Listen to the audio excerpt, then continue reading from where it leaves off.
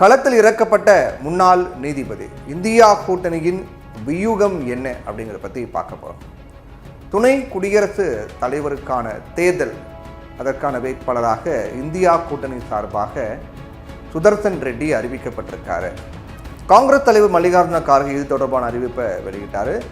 நம்முடைய நாட்டை பொறுத்த வரைக்கும் துணை குடியரசுத் தலைவர் தான் மாநிலங்களவை அவையும் வழி நடத்துவார். இதனால் இந்த பதவி மிக முக்கியமானதாகவே பார்க்கப்படுது. அதோட நம்முடைய அரசியலமைப்பு சட்டப்படி துணை ஜனாதிபதியுடைய பதவி காலியாக இருந்தால் உடனடியாக தேர்தல் அப்படிங்கிறது நடத்தணும். இந்த சூழ்நிலையில் தான் தேர்தல் ஆணையம் கடந்த சில வாரங்களுக்கு முன்னாடி துணை குடியரசுத் தலைவர் தேர்தல் குறித்த அறிவிப்பை வெளியிட்டாங்க. ஆளும் என்டிஏ கூட்டணி தேசிய ஜனநாயக கூட்டணி சார்பாக சிபி ராதாகிருஷ்ணன் வேட்பாளராக அறிவிக்கப்பட்டிருக்கார். எதிர்க்கட்சியான இந்தியா கூட்டணி சார்பில் பொது வேட்பாளரை அறிவிக்க ஆலோசனை அப்படிங்கிறது தீவிரமாக நடத்தப்பட்டது. அப்புறம் முதல்ல என்னன்னு பார்த்தீங்கன்னா, திருச்சி சிவா திமுகவை சேர்ந்த மாநிலங்களவை உறுப்பினர் திருச்சி சிவா வேட்பாளராக அறிவிக்கப்பட வாய்ப்பு இருப்பதாக சொல்லப்பட்டது. இருந்தாலும் கடைசி நேரத்தில் அந்த முடிவு அப்படிங்கிறது மாறியது. இதற்கிடையே தான் காங்கிரஸ் தலைவர் மல்லிகார்ஜுன கார்கே இந்த வேட்பாளர் குறித்த அறிவிப்பை வெளியிட்டார். அதில் துணை குடியரசுத் தலைவர் தேர்தலுக்கான இந்தியா கூட்டணியின் பொது வேட்பாளராக முன்னாள் உச்சநீதிமன்ற நீதிபதி சுதர்சன் ரெட்டி அறிவிக்கப்பட்டிருக்கார். சிபி ராதாகிருஷ்ணனை போலவே சுதர்சன் ரெட்டியும் தென் மாநிலத்தை சேர்ந்தவர். என்ன வித்தியாசம் அப்படின்னா, சிபி ராதாகிருஷ்ணன் தமிழ்நாட்டை சேர்ந்தவர், அவர் ஆந்திராவை சேர்ந்தவர் அப்படிங்கிறதா வித்தியாசம். சுதர்சன் ரெட்டி பொறுத்த வரைக்கும் 1946 ஜூலை 8 பிறந்தவர்.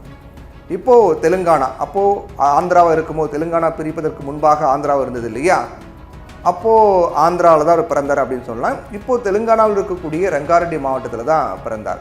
தன்னுடைய சட்டப்படிப்பை ஹைதராபாத்தில் இருக்கக்கூடிய உஸ்மானியா பல்கலைக்கழகத்தில் முடித்தார். 1971 ஆந்திர பிரதேச பார் கவுன்சில் வழக்கறிஞராக பதிவு செய்த இவர் ஆந்திர பிரதேச உயர்நீதிமன்றத்தில் ரிட் மற்றும் சிவில் வழக்குகளை கையாண்டார். நீதிபதி ஆவதற்கு முன்னாடி இவர் மத்திய அரசுக்காக கூடுதல் அரசு வழக்கறிஞராகவும் உஸ்மானியா பல்கலைக்கழகத்திற்கு சட்ட ஆலோசகராகவும் அரசு வழக்கறிஞராகவும் பணியாற்றியிருக்கார். 1993 மே 2 சுதர்சன் ரெட்டி ஆந்திர பிரதேச உயர்நீதிமன்றத்தின் கூடுதல் நீதிபதியானார். அதுக்கு பிறகு 1995 ஆந்திர பிரதேச உயர்நீதிமன்றத்தின் நிரந்தர நீதிபதியாக நியமிக்கப்பட்டார். தொடர்ந்து சுமார் 10 ஆண்டுகள் அங்கு நீதிபதியாக இருந்தார். அப்போது அவர் பல முக்கிய வழக்குகளாக விசாரித்து தீர்ப்பு வழங்கியவர் அப்படிங்கிறதும் குறிப்பிடத்தக்கது. அப்புறம் 2005 சுதர்சன் ரெட்டி என்ன பண்ணுறாரு, கவுஹாத்தி உயர்நீதிமன்றத்தினுடைய தலைமை நீதிபதியாக பொறுப்பேற்றார். அப்புறம் 2007 உச்சநீதிமன்ற நீதிபதியாகிறாரு. உச்சநீதிமன்ற நீதிபதியாக சுமார் 4 ஆண்டுகள் பணியாற்றிய அவர் 2011 ஓய்வு பெற்றார். இப்போ இந்த சூழ்நிலையில் தான் சுதர்சன் ரெட்டியே வேட்பாளராக மல்லிகார்ஜுன கார்கே அறிவித்திருக்கார். துணை ஜனாதிபதி தேர்தலை பொறுத்த வரைக்கும் நாடாளுமன்ற எம்பிக்கள் மட்டுமே வாக்களிக்க முடியும். அப்படி பார்த்தோன்னா நாடாளுமன்ற எம்பிக்கள் அப்படின்னா மக்களவை உறுப்பினர்கள், மாநிலங்களவை உறுப்பினர்கள் இவங்கெல்லாம் சேர்ந்து தான் வாக்களிப்பாங்க. அந்த வாக்கின் அடிப்படையில் பெரும்பான்மை யாருக்கு கிடைக்கிறதோ அவங்க வெற்றி பெற்றவர்களாக அறிவிக்கப்படுவார்கள். அப்படின்னு பார்க்கும்போது பாஜக கூட்டணி தேசிய ஜனநாயக கூட்டணிக்கு பெரும்பான்மை இருக்குது. அதனால் அவங்க சார்பாக அறிவிக்கப்பட்டிருக்கூடிய சிபி ராதாகிருஷ்ணன் வெற்றி பெறுவார் அப்படிங்கிறதுல மாற்று கருத்து இல்லை. இருந்தாலும் இப்போ என்ன கேள்வி எழுகிறது அப்படின்னா, நாடாளுமன்ற, மாநிலங்களவை, மக்களவை உறுப்பினர் அடிப்படையில் தேசிய ஜனநாயக கூட்டணிக்கு பெரும்பான்மை இருக்கிறது. அதன் அடிப்படையில் அவர் வெற்றி பெறுவார். இருந்தாலும் அந்த இடத்துல ஒரு சின்ன ஒரு நெருக்கடியாவது அவங்களுக்கு கொடுக்கணும் அப்படிங்கிறதா இந்தியா கூட்டணியுடைய வியூகம். அந்த வியூகத்தின் அடிப்படையில் தான் பொது வேட்பாளராக இந்தியா கூட்டணி சார்பாக சுதர்சன் ரெட்டி அறிவிக்கப்பட்டிருக்கிறார். சரி, இவரை அறிவிக்கப்பட்டது மூலமாக என்ன நெருக்கடி கொடுக்க முடியும் அப்படிங்கிற கேள்வி வருது இல்லையா?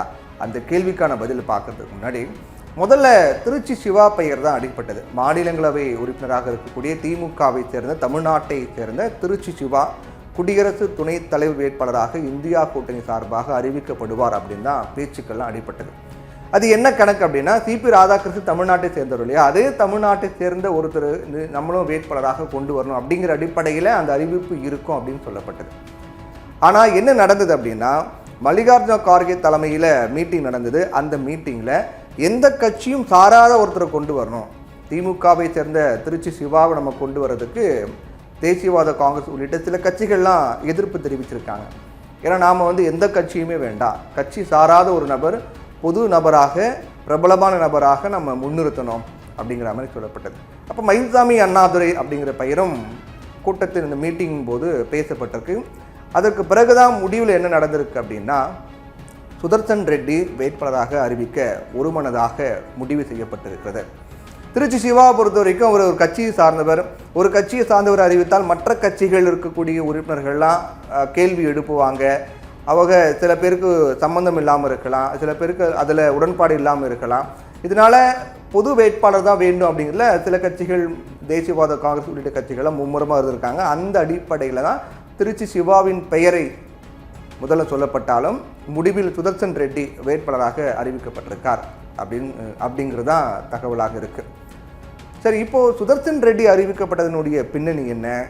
அவர் அறிவிக்கப்பட்டதன் மூலமாக தேசிய ஜனநாயக கூட்டணிக்கு என்ன நெருக்கடி கொடுக்க முடியும்? அவங்களுக்கு தான் பெரும்பான்மை இருக்கு இல்லையா? அப்படி இருக்கும்போது இந்தியா கூட்டணி வேட்பாளர் மூலமாக அவங்களுக்கு கொடுக்கக்கூடிய நெருக்கடி என்ன அப்படிங்கிற ஒரு கேள்வி வருது இல்லையா? அதனுடைய பின்னணி என்ன அப்படின்னு பார்க்கும்போது என்ன விஷயம் அப்படின்னா, பொதுவாக தமிழ்நாட்டை சேர்ந்த சிபி ராதாகிருஷ்ணன் தேசிய ஜனநாயக கூட்டணி சார்பாக அறிவிக்கப்பட்டிருக்கார் இல்லையா? அப்போ என்ன சொன்னாங்க எல்லாரும், தமிழ்நாட்டை சேர்ந்த ஒருத்தரை அறிவித்திருக்காங்க, தமிழ்நாட்டுக்கு பெருமை. அப்போ தமிழ்நாட்டை சேர்ந்த எல்லா எம்பிக்களும் அவருக்கு தான் சப்போர்ட் பண்ணணும் அப்படிங்கிற ஒரு பேச்சு முன்வைக்கப்பட்டது. ஏற்கனவே மத்திய பாதுகாப்புத்துறை அமைச்சர் ராஜ்நாத் சிங் என்ன பண்ணியிருக்காரு, முதலமைச்சர் மு க ஸ்டாலின் தொடர்பு கொண்டு பேசியிருக்காரு. தமிழ்நாட்டை சேர்ந்த ஒருத்தருக்கு நீங்கள் சப்போர்ட் பண்ணணும், அவருக்கு உங்களுடைய எம்பிக்கள் எல்லாருமே ஓட் போடணும் அப்படின்னு கேட்டிருக்காரு. ஒருவேளை அவங்களுக்கு சிபி ராதாகிருஷ்ணன் பொறுத்த வரைக்கும் தமிழ்நாட்டை சேர்ந்த எம்பிக்கெல்லாம் சப்போர்ட் பண்ணாத சூழல் ஏற்பட்டால் அது நாளைக்கு விமர்சனமாக கூட முன்வைக்கப்பட வாய்ப்பு இருக்கிறது. பார்த்தீங்கன்னா தமிழ்நாட்டை சேர்ந்த ஒருத்தரையும் நீங்கள் புறக்கணிக்கிறீங்க அப்படின்னு சொல்லப்பட வாய்ப்பு இருக்கிறது.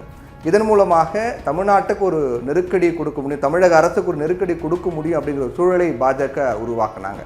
அந்த முடிவின் அடிப்படையில் தான் சிபி ராதாகிருஷ்ணன் தேர்வு செய்யப்பட்டார். ஒன்று. ரெண்டாவது, அடுத்து வரக்கூடிய எலெக்ஷன் பார்த்தீங்க அப்படின்னா, அது அடுத்து வரக்கூடிய 2026 சட்டமன்ற தேர்தலாம் பார்க்கும்போது திமுகவுக்கு எதிராக ஒரு பிரச்சாரத்தை முன்வைக்க முடியும். பாஜகவிலையும் அதிமுகவிலையும் பிரச்சாரத்தை முன்வைக்க முடியும். திமுகவுக்கு எதிராக தமிழ்நாட்டை சேர்ந்த ஒருத்தரை நாங்கள் கொண்டு வரோம், ஆனால் திமுக சப்போர்ட் பண்ண மாட்டேங்கிறாங்க. இவங்க தமிழ்நாடு பற்றி பேசுகிறாங்க, தமிழ்நாட்டுக்கு முக்கியத்துவம் தரணும்னு பேசுகிறாங்க. ஆனால் அதுக்கான முன்னெடுப்பு நடக்கும்போது கட்சியை பார்க்குறாங்க, இது கட்சி பார்க்கணுமா, தமிழ்நாட்டை சேர்ந்த ஒருத்தர் வந்திருக்காரு இல்லையா, அவருக்கு சப்போர்ட் பண்ணலாம் இல்லையா அப்படின்னு தேர்தல் பிரச்சாரத்தில் அவங்களுக்கு அந்த பாயிண்ட்டை முன்வைக்கிறதுக்கு இது ஒரு சாதகமான அம்சமாக பார்க்கப்படும். இது திமுகவுக்கு ஒரு சின்ன நெருக்கடி அப்படிங்கிற மாதிரி அவங்களுடைய கணக்காக இருக்கின்றது.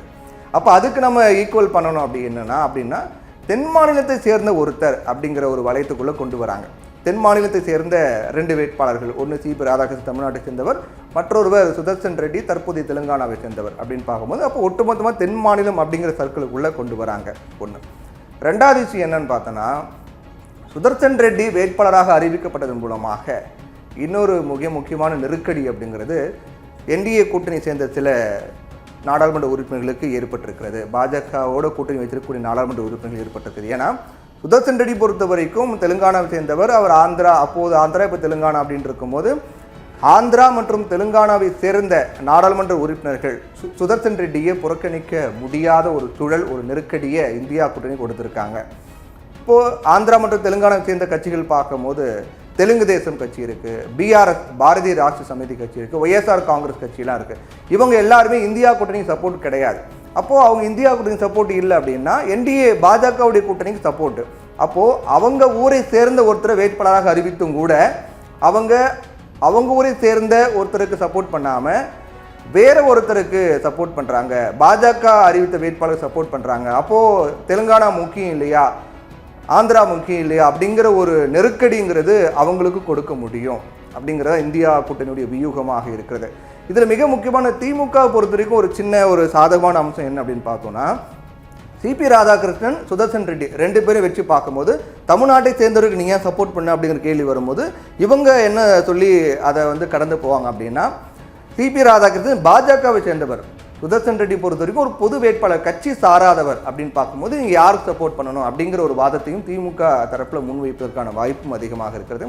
இப்படியாக எப்படி இருந்தாலும் என்டிஏ கூட்டணி அறிவிக்கக்கூடிய வேட்பாளர்கள் வெற்றி பெறுவதற்கான வாய்ப்பு அதிகமாக இருந்தாலும் கூட ஒரு சிறிய நெருக்கடி கொடுக்கணுன்ற நோக்கத்தோடு ஒரு சிறிய நெருக்கடி கொடுக்கக்கூடிய அளவுக்கான வேட்பாளர் அறிவிப்பு அப்படிங்கிறது இந்தியா கூட்டணி கையில் எடுத்திருக்காங்க. அதுதான் அவங்களுடைய வியூகமாக இருக்கிறது. அது எந்த அளவுக்கு அவங்களுக்கு நெருக்கடியாக அமைய போகுது அப்படிங்கிறத நம்ம பொறுத்திருந்தா பார்க்கணும்.